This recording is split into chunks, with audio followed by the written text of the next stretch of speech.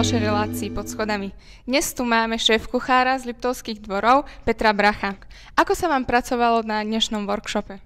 No dneska to bolo pre mňa ako osobne, to bol tretí workshop na Slovensku ako na škole.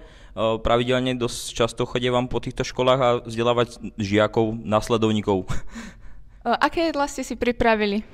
Dneska to bolo raviolky plnené hríbami s mliečnou penou, z ragu z hlivy. Potom to bola prepelička plnená foie gras s popolovými zemiakmi a tretie jedlo bol konfitovaný pstruh dúhový s pralinkou z prepeličieho vajíčka a tekvicovým pyré.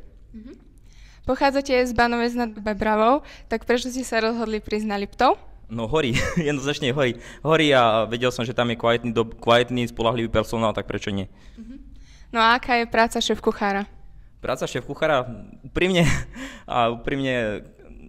to záleží na osobnosti, ako každý, ak si človek sám robotu zariadi, tak ju má, ale ako je to hrozne namáhavé časovo, človek si nemôže niekedy dovoliť mať nejaké hobby, ale proste venovať sa na vareniu.